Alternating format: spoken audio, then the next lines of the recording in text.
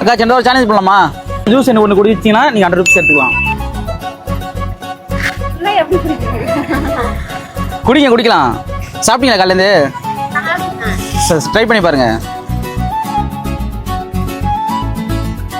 இந்த பணம் எவ்வளோ கிடைக்கும் உங்களுக்கு?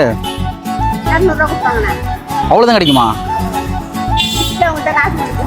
அப்படியா? காசு எடுத்து 100 எடுத்துங்க வச்சுங்க. இன்னொன்று ட்ரை பண்ணுறீங்களா?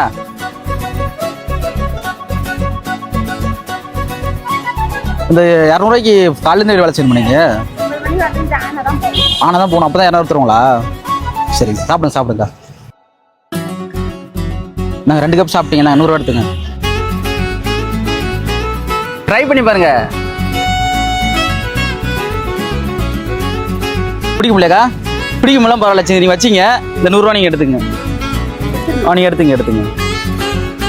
சரி போயிட்டாருங்க.